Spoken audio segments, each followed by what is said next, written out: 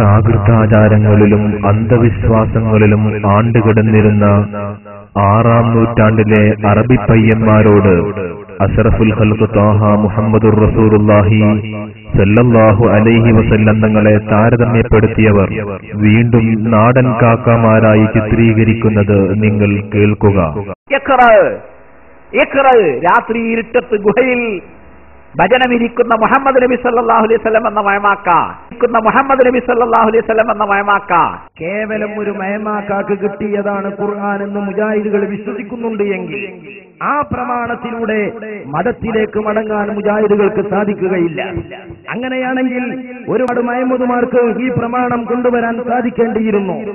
ഇനി നിങ്ങൾ നോക്ക്, നബി സല്ലല്ലാഹു അലൈഹി വസല്ലമയെ സാധാരണ അറബി പയ്യനായി ചിത്രീകരിച്ച് പച്ചയായ മനുഷ്യനായി പരിചയപ്പെടുത്തി ഒന്നുകൂടി താഴേക്കടയിലേക്കൊരു റോട്ടിലുള്ള മയമാക്കയായി പരിചയപ്പെടുത്തിയ വഹാബികൾ നബി സല്ലല്ലാഹു അലൈഹി വസല്ലമയെ സംബന്ധിച്ച് ഈ രാജ്യത്ത് ജനിക്കുന്ന കൊച്ചുകുട്ടിയുടെ മനസ്സലങ്ങളിലേക്ക് ചെറുപ്പത്തിലെ ചൊല്ലി പഠിപ്പിച്ചു കൊടുക്കുന്ന ഒരു പ്രവാചക പ്രകീർത്തനമുണ്ട്.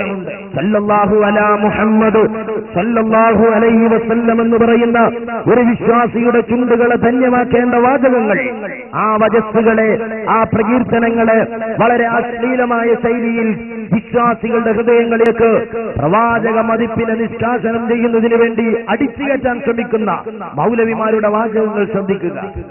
സല്ലല്ലാഹു അലാ മുഹമ്മദ് സല്ലല്ലാഹു അലാ മുഹമ്മദ് സല്ലല്ലാഹു അലാ മുഹമ്മദ്. ഇനിയൊരു വേളയിൽ അശ്ഹദു അല്ലാ ഇലാഹ ഇല്ലല്ലാഹ് അശ്ഹദു അന്ന മുഹമ്മദുർ റസൂലുള്ളാഹ് എന്ന് പറയുന്നിടത്തേക്ക് നമ്മുടെ കവലകളിൽ വരുന്ന വഹാബികൾ തരം താഴ്ന്നു പോയിക്കൂടായികയില്ല. ഇസ്ലാമിക ആചാരങ്ങളെയും അനുഷ്ഠാനങ്ങളെയും പരിഹസിക്കുന്ന വഹാബി കിങ്കരന്മാർ പുണ്യപ്രവാചകൻ മുത്തുനബി സല്ലല്ലാഹു അലൈഹി വസല്ലം തങ്ങളെ വീണ്ടും പച്ച മനുഷ്യനാക്കി ചിത്രീകരിക്കുകയാണ്.